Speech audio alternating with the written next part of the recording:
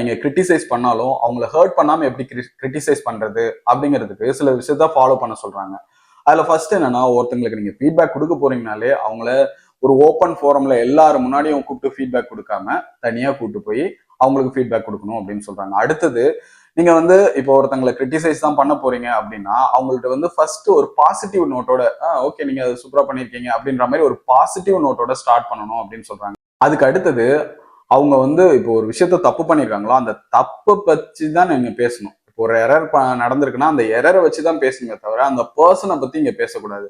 ஓ நீங்க அங்க போனீங்க எங்க போனீங்க இது மாதிரி எல்லாம் இருக்கீங்க அதனாலதான் இந்த எரர் பண்ணீங்க அப்படிங்கிற மாதிரி அந்த பர்சனை கிரிட்டிசைஸ் பண்ணாம அவங்க பண்ண ஒர்க்கை தான் நம்ம கிரிட்டிசைஸ் பண்ணணும். எங்க எரர் நடந்திருக்கோ அதை பத்தி மட்டும்தான் பேசணும் அப்படின்றாங்க. அடுத்தது, நம்ம ஒருத்தங்களை கிரிட்டிசைஸ் பண்ணும்போது அவங்களுக்கு ஆன்சர் இல்லாம இருக்கும். ஸோ அப்ப நீங்க எடுத்து கொடுக்கணும். ஸோ இப்படி பேசலாம் அப்படி பேசலான்ற மாதிரி அப்படி சின்ன சின்ன நீங்க அப்படி பண்ணதுனால ஒரு வேலை வந்திருக்குமோ அப்படின்ற மாதிரியான விஷயங்களை நம்ம எடுத்து கொடுக்கும்போது அவங்களுக்கு இன்னும் ஒரு கம்ஃபர்டபுளாக ஃபீல் பண்ணுவாங்க. ஸோ அதுல ஹர்ட் ஆகிறதுக்கான பாசிபிலிட்டிஸ் கம்மியாகும் அப்படின்னு சொல்றாங்க. ஒருத்தங்களை நம்ம கிரிட்டிசைஸ் பண்ணும்போது அவங்கள ஒரு ரெக்வஸ்டா பண்ணணும். ஸோ நீங்க இதை கரெக்ட் பண்ணிக்கங்க அப்படிங்கிற மாதிரி ஒரு ரெக்வஸ்ட் பண்ணணும். இல்லை நீங்க இதை கரெக்ட் பண்ணி தான் ஆகணும் அந்த மாதிரியான ஒரு ஆர்டர் பண்ற மாதிரியான விஷயத்த நம்ம பண்ணும்போது அதை அவங்க ஃபாலோ பண்றதுல நிறைய டிஃபிகல்டிஸ் இருக்கும். ஸோ அவங்கள்ட்ட நம்ம ரெக்வஸ்ட் பண்ணணும், அவங்க கரெக்ட் பண்ண சொல்லி ரெக்வஸ்ட் பண்ணணும்னு சொல்றோம்.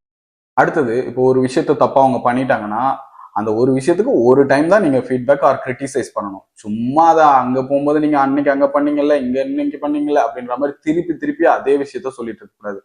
ஒரு டைம் ஒரு எரர், அது முடிஞ்சிருச்சு. அதோட நம்ம மறுபடியும் பேசும்போது இன்னும் ஹர்ட் ஆகும். இந்த லாஸ்ட் டைம் நீங்க இந்த கிரிட்டிசைஸ் பண்ற அந்த ப்ராசஸை முடிக்கும் போது அவங்கள்ட்ட ஒரு பாசிட்டிவ் நோட்டோட நீங்க எனக்கு தெரியும் நீங்க நல்லா பண்ணுவீங்கன்னு எனக்கு தெரியும் கண்டிப்பா அப்படிங்கிற மாதிரியான ஒரு பாசிட்டிவ் நோட்டோட முடிக்கணும் அப்படின்னு சொல்றாங்க.